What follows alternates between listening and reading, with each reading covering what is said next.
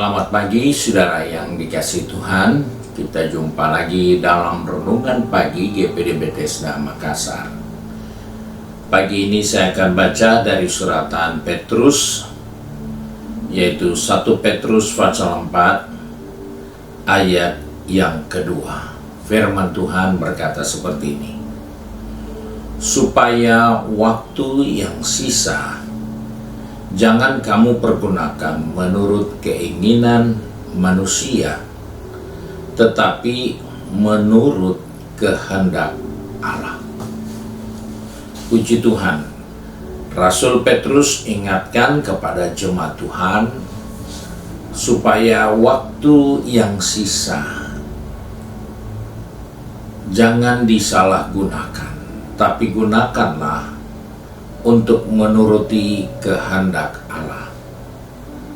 Sebagai umat manusia, kita tahu bahwa hari-hari yang kita jalani itu adalah hari-hari yang tinggal sisa, karena satu saat kita akan mengakhiri kehidupan kita dengan waktunya Tuhan.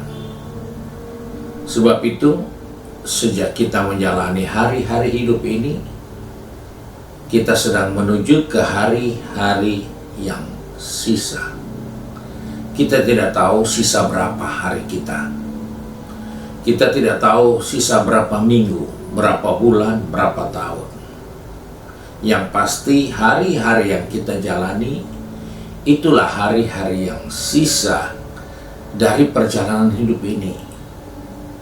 Entah kita sudah usia berapa, tapi sisa dari usia sebelumnya ada sekarang ini untuk kita jalani.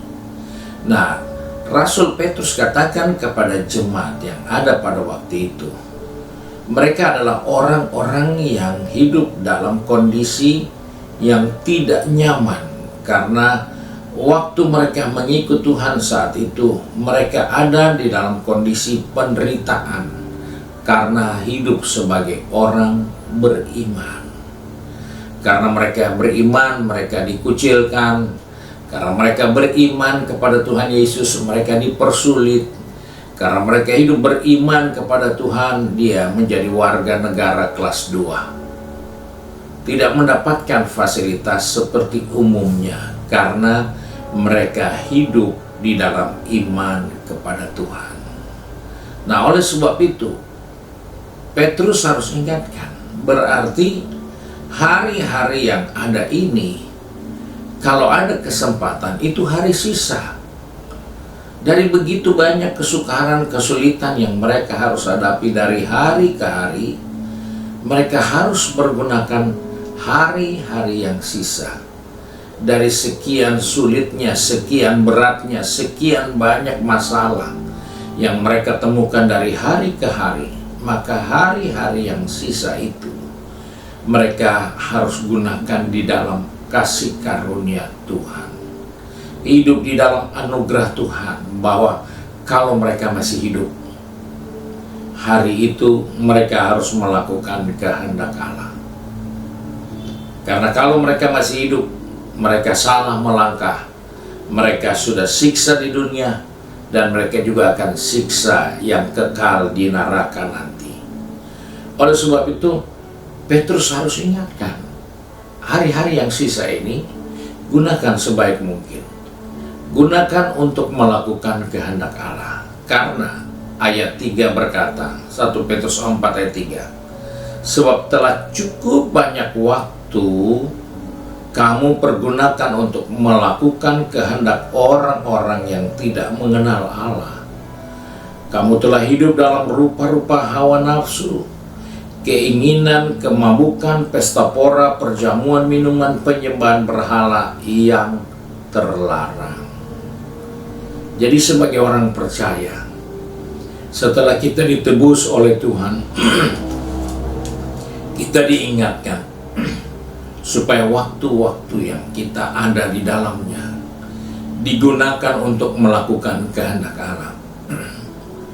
Karena sudah banyak waktu kita gunakan di waktu yang lalu hanya untuk mengikuti kehendak orang-orang yang berdosa, orang-orang yang tidak mengenal Allah. Dengan kata lain, hidup dengan keinginan hawa nafsu. Dan kamu hidup dalam berupa-rupa hawa nafsu. Jadi dengan kata lain, tidak pantas orang yang sudah diselamatkan, orang yang jadi anak Tuhan, orang yang sudah percaya Tuhan, masih hidup lagi dengan hawa nafsunya. Karena sama sekali mereka tidak pernah menggunakan waktu untuk melakukan kehendak Allah.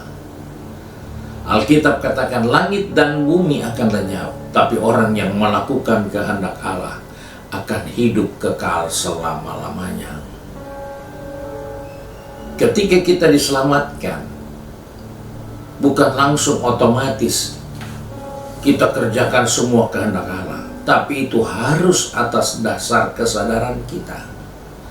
Karena itu Petrus katakan, kalau kita sudah diselamatkan, maka waktu sisa kamu gunakan menurut keinginan manusia, harus mengikuti keinginan Tuhan.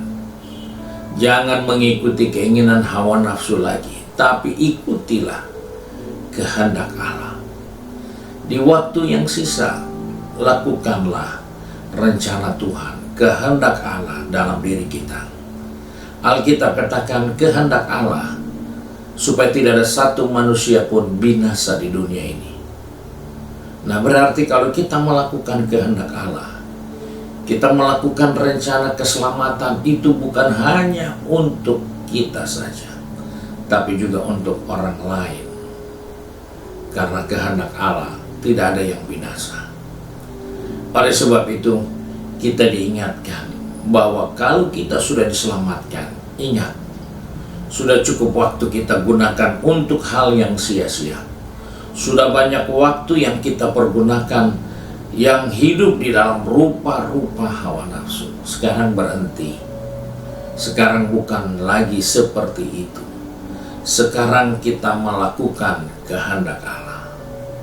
Dan itulah tanggung jawab kita.